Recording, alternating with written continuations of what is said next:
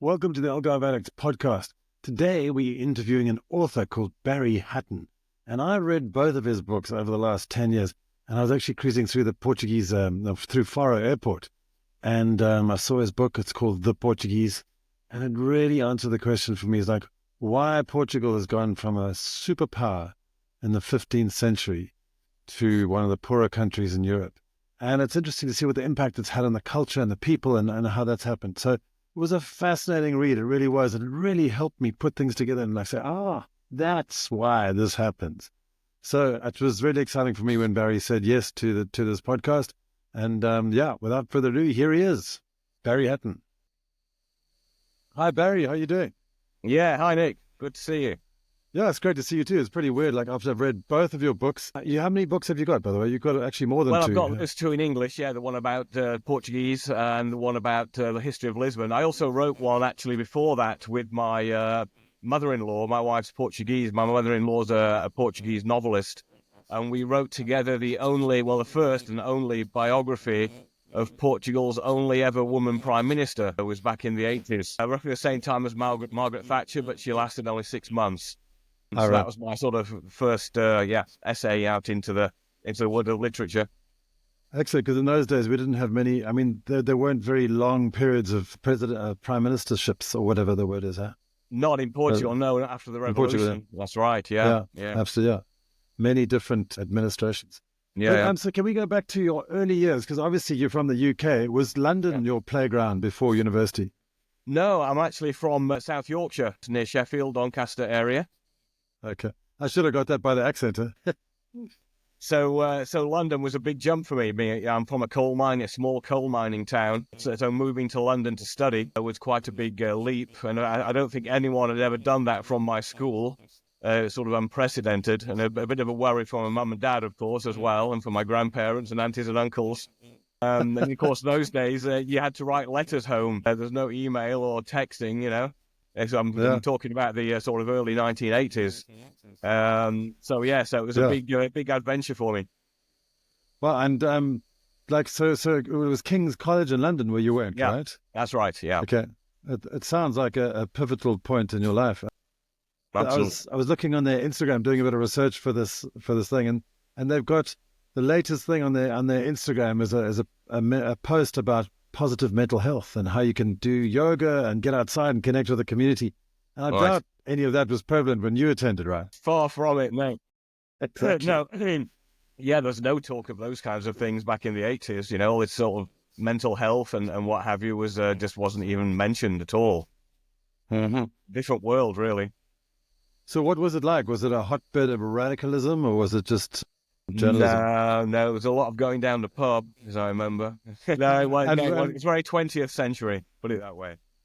Okay, and what does that mean?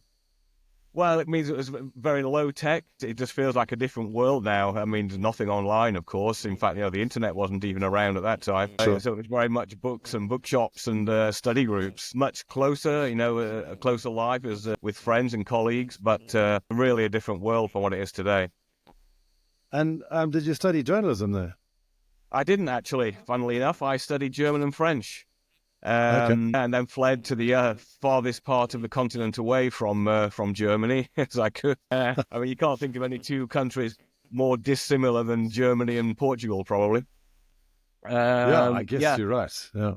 I mean, so how did that come about, that move? Well, I mean, it's a bit of a long story, but I came on a wing and a prayer, basically. What happened was I'd set up myself a job pretty much, or I was expecting to go into a job on my local newspaper, which was the Sheffield Star, once I'd finished university. And I called them up once I'd finished, and I got a recorded message saying the Sheffield Star's gone bankrupt. If you have financial questions, press 1, and the other issues, press 2. And so there I was, high and dry. And I spent the following 6 months trying to get a job as a journalist.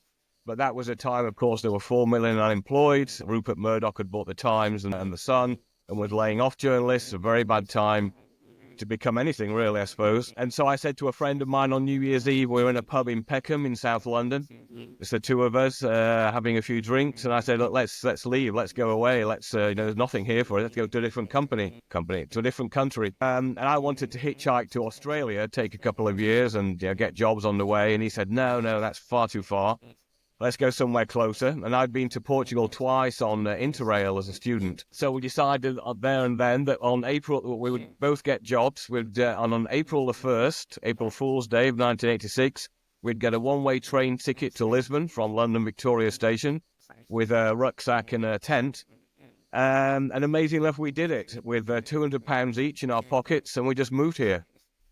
Oddly enough, within a couple of months, I got a job as a journalist on a local newspaper here, which is now defunct. It was called the Anglo-Portuguese News, where I became started out as a reporter, became deputy editor, and then got a job as a foreign correspondent in a few years' time. And I've had now the career that I wanted back in the UK by doing something crazy and ridiculous, just throwing all the pieces up in the air. So things have turned out all right, let's put it that way. That's amazing. So it started out on a Women of Prayer, and you didn't sound like you were going to stay for long. Was that the intention, to stay for long? Well, I didn't really know, to be honest. As I say, but things just fell into place. I mean, also I have to mention that I met the Portuguese woman who would become my wife and still is a couple of weeks after we'd arrived. I mean, there's always a woman in these kinds of stories, right? To play a central role. And so we've been together sort of almost 38 years now. And so, so I stayed. I mean, which is one of the good things, of course, for my books, because it's very hard to get into the Portuguese intimate private lives, I find, still. But through my wife, I could get into, to her friends, her family. She was one of 7 brothers and sisters, so she had a very big family and, cousins and what have you. So I managed to get into the sort of the gritty underbelly, if you like, of Portuguese life, which is, is not always open to many foreigners.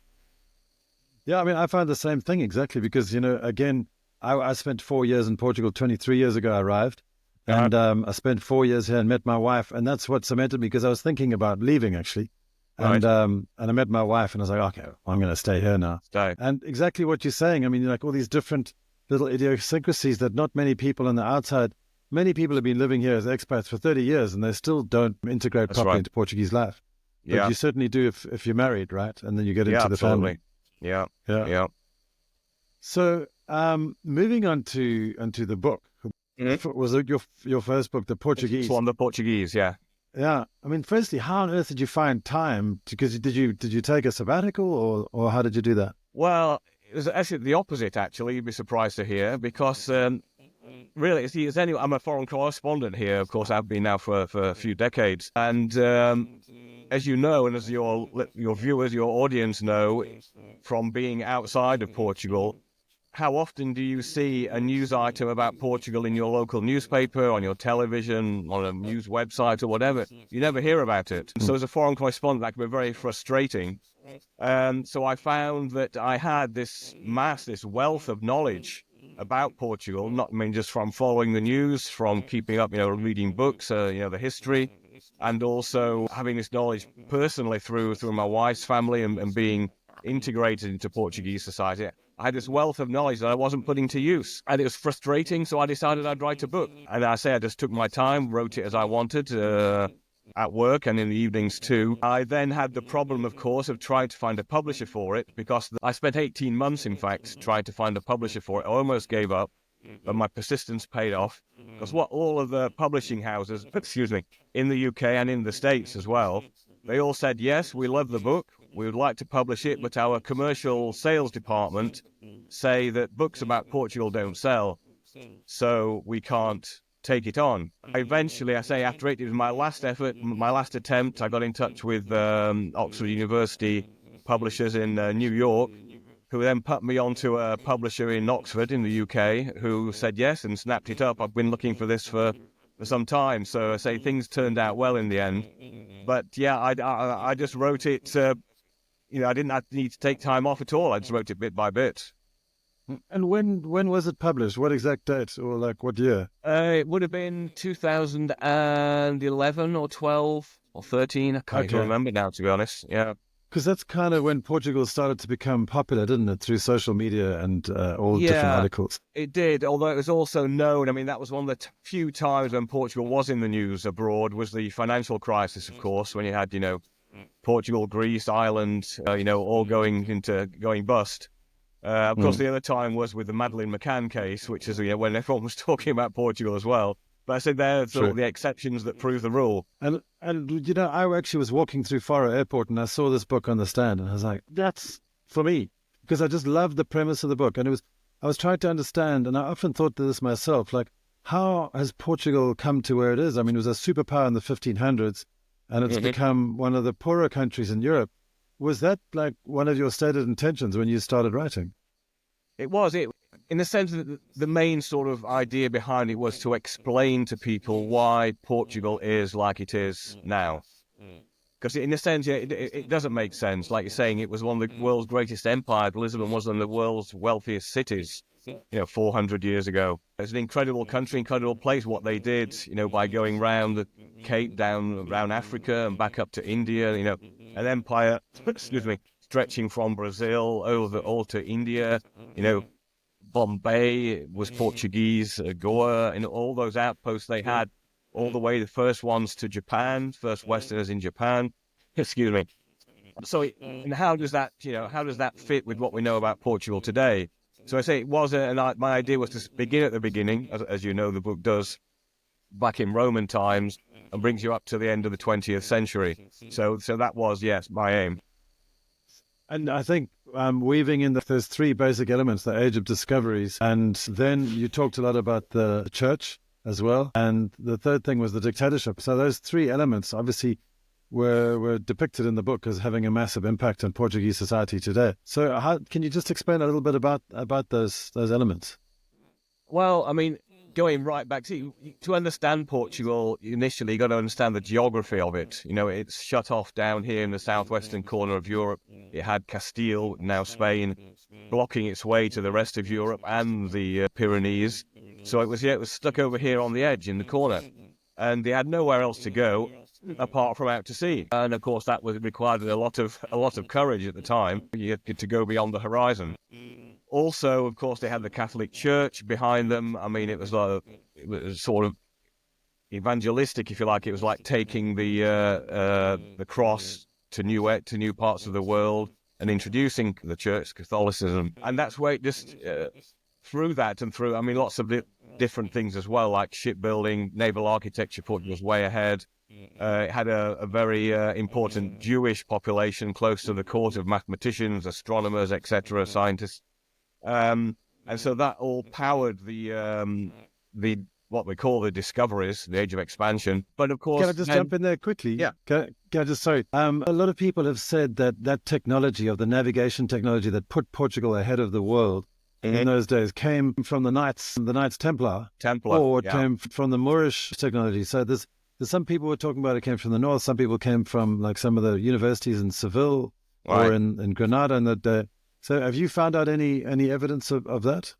Well, to be honest, there are, literally hundreds of books looking into all that kind of stuff. I mean, to be honest, it's an area that requires a lot of detailed research, which wasn't the point of my book. I wanted to take like a snapshot of each period to explain what was going on. But yeah, I mean, it was a fascinating time. That, I mean, really, let's say Lisbon, as I explained in my book about Queen of the Sea, about Lisbon, about everything that was going on here, all the spies, and they were trying to steal maps. I mean, maps were incredibly valuable things. What they found around Africa and into Asia. So yeah, lots of plotting, of stealing going on.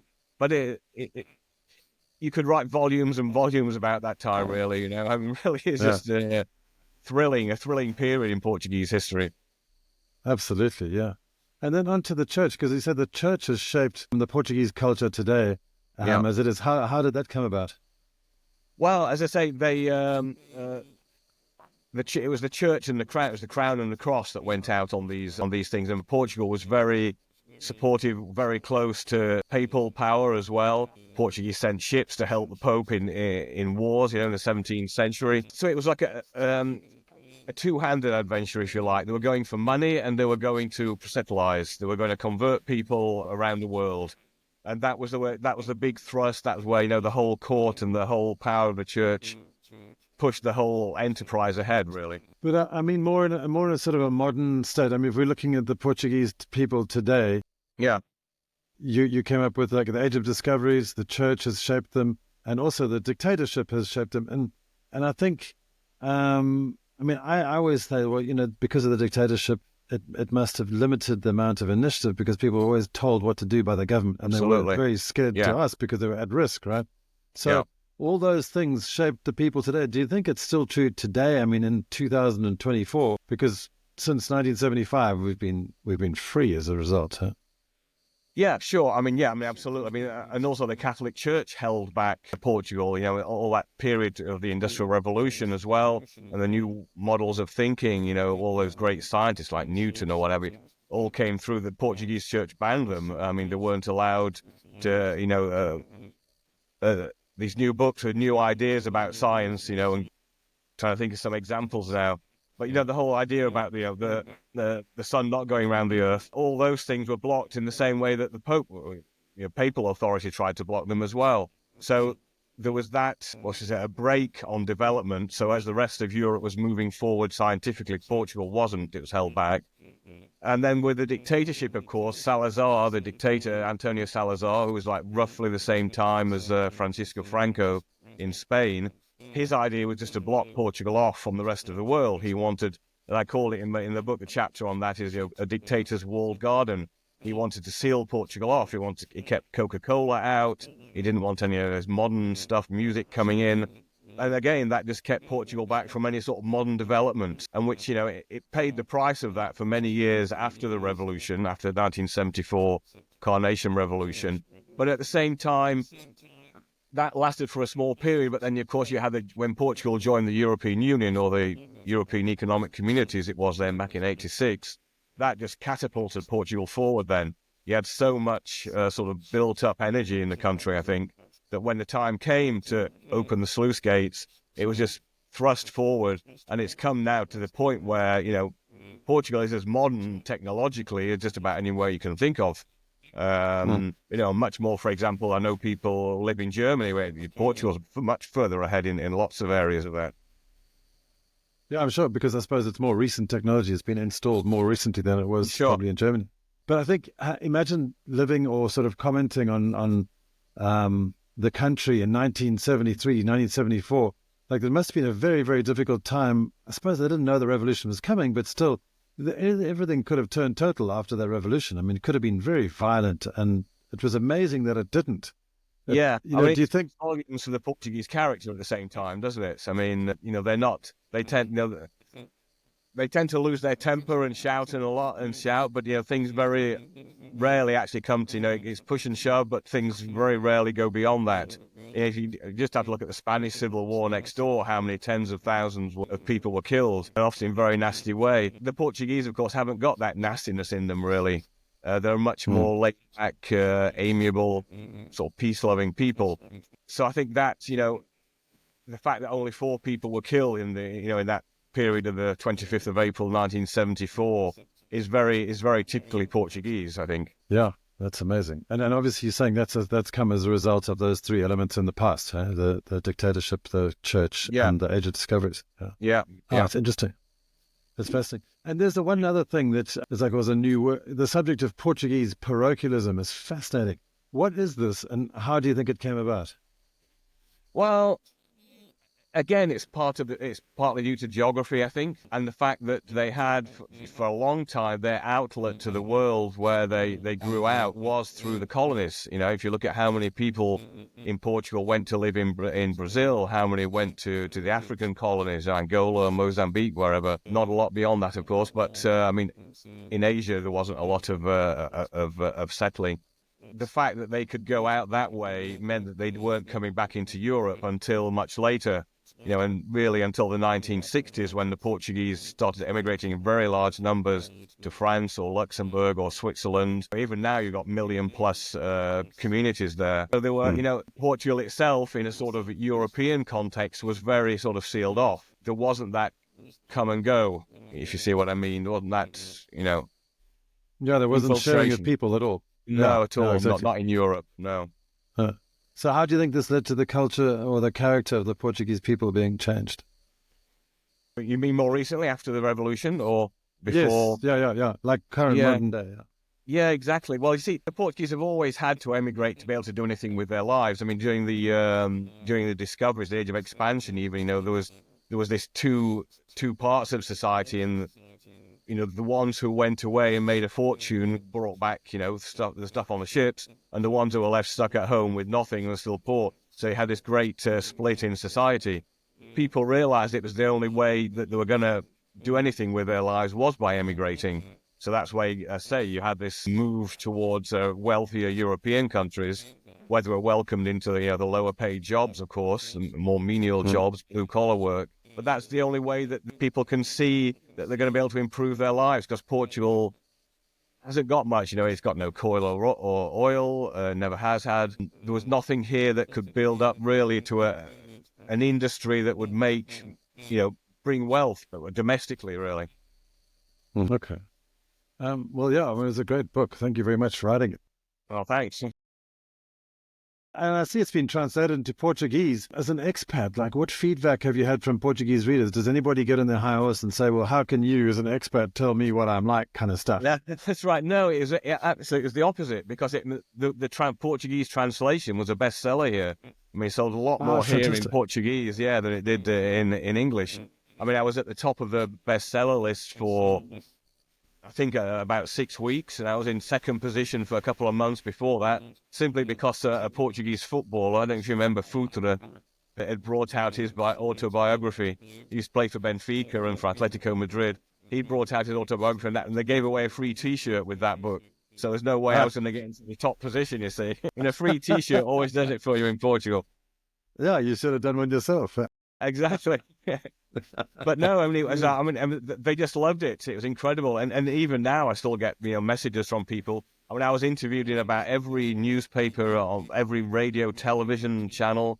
I used to have people coming up to me in the supermarket saying how much they loved my book. I was get stopped in the street, on the tube in Lisbon. People, shaking me. I wanted to shake my hand. So see, as I mentioned, it annoys the Portuguese immensely. They're not noticed outside of Portugal. That there's never anything on TV or on radio or television or in newspapers outside of Portugal about this country. So when someone does actually notice them and write about them, speak about them, and of course it's, I think my love for Portugal shows through, even though it's a sort of warts and all portrait. I think it's an honest portrait, and I think they appreciated that, to be honest.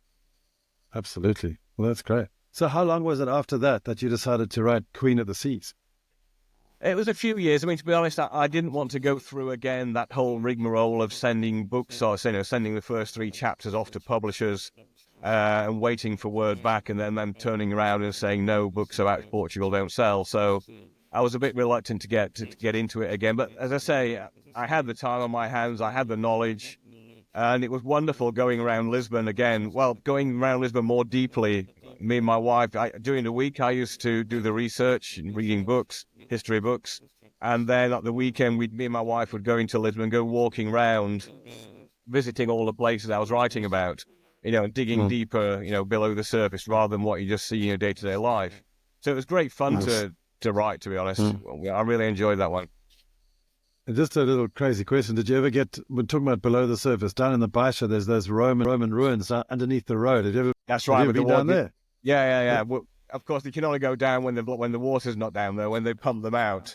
That's the spookiest sort of thing to visit. Yeah, no, it's very interesting. Of course, the problem is with the Roman, just about anything in Portugal, because you got, things before 1755, before the great earthquake, and after, you got before and after. And before, there was lots of wonderful things like the great opera house, what have you, the great palace down by the river.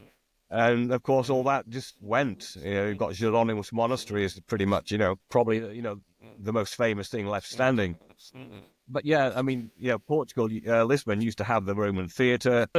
Used to have this big sort of Ben-Hur hippodrome down in the centre of town. With the races around it. It was quite an incredible Roman city, but there's nothing there to see anymore. Yeah, it's really sad. Obviously, that earthquake had a massive effect on the economy and the whole culture and everything in Portugal, didn't it? Yeah, absolutely. Yeah. But as an expat, and I feel that many people arrive here, whether on holiday or to start their new lives, to relocate, and they feel a little bit sort of superior and elitist, and like, oh, we always did it so much better at home, and this Portugal's a bit sort of silly. Sure. And I was guilty a little bit of that as well. I was like, South Africa is way more advanced than, but then I started learning about history, and then I developed this massive respect for this country, and it really helped me. So that's why, do you agree with that? Do you think that's an important part of relocating, that people need to learn more about the history to respect the country? I think so. I think we all come with a lot of preconceived ideas, and I think it's pretty much our ignorance that's to blame for that. I mean, we don't learn hardly anything at school about Portugal, do we? When we come here, with very little background knowledge. Like you say, once you start looking into it, and most countries, I've never been to a country that's not fascinating once you start digging into, what it is actually like and what's happened to it and what its past is. And I think Portugal's a great example of that. Like you were saying, it's fascinating to look back at the age of discovery. And of course, it does help if you can learn the language, if you can learn the lingo and get to know the people a bit better. Of course, Portugal's a pretty difficult language, especially if you're sort of in, if you're sort of later in life, put it that way. But of course, that's the way you're going to find out the details of it. Well, there's certainly no lack of learning options these days. I mean, there's courses and apps and all kinds of stuff. So, but you're right, it is hard. But now here's a bit of a question. It's like, what do you think are the most important points about the Portuguese people that expats should know? Well, I think they immediately know certain things, I think, when you come here. I mean, everyone's so friendly and helpful towards you, and the Portuguese really pride themselves on that. But at the same time, as we spoke about at the beginning, although they are like that, they are open towards you and welcoming.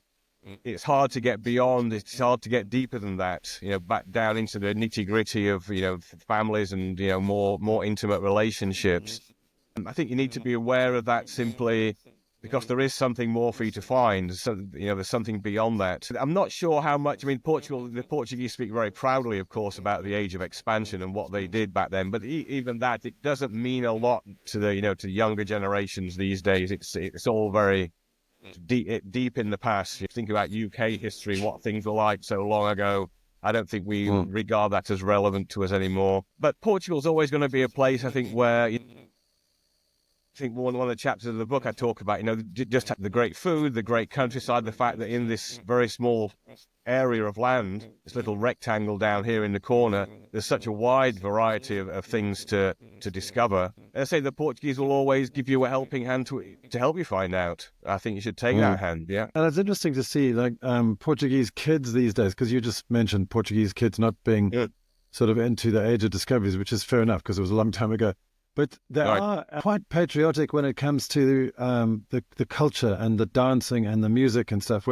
Whereas in South Africa, we would really sort of poo-poo this traditional sort of old dancing and things like that. Whereas here, they're quite proud and they don't think it's a bad thing, which is a lovely thing to see in a modern country like that. With young kids. I mean, it's like in the UK with Morris dancing, right? I mean, it's always looked on, people snigger about it rather than take it seriously. But here, if you go up into the north of Portugal, in early September, into the Minho region, right up in the northwest, you'll see so many. It's wonderful to see. They have these big outdoor dances, which are very hard to do. We know with accordions and traditional dances, which the young people actually learn, and you have to learn them because you can't just get up and dance along to it. You need to be able to hear the shouts from the accordionist, and then they all spin round and go the other way. Where someone like me or you, we would never know to follow that. And it is something that they are very proud of. And again, I think it's because this patriotic feeling is also because they're not looked upon as important outside Portugal. Portugal is sort of still looked down on. So I think that makes them feel quite strong and a bit angry about it and determined to show what they have got. Of course, that's all changed very much. I mean, I remember for years, me and my friends and my family, we used to say, why aren't there more foreigners living in Portugal? This is great here. But of course, it's be careful what you wish for, isn't it? I mean, now we're full up. We've got so many people. Lisbon is just packed with all these cruise ships and what have you. Problem of tourism they need to address. So Portugal's finally been discovered, and now it's sort of ruining my anxiety over it. Well, yeah, I mean, it has. It's changed massively in the last 10 years, hasn't it? It has. It's absolutely incredible. So what's next for you, Barry? Are you going to write another book, or are you obviously working at Reuters at the moment, right? AP, no, Associated Press, yeah. Okay, yeah, I'm sorry. still there, yeah. I've been there almost 30 years, yeah.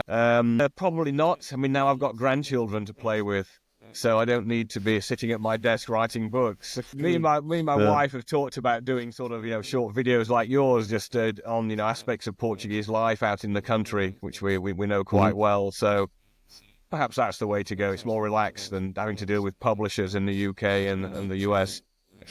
Absolutely, yeah. These days you can just do it yourself. Hey, just Exactly. press publish on YouTube. Yeah, Exactly. Yeah, Who needs excellent. all that hassle? Yeah.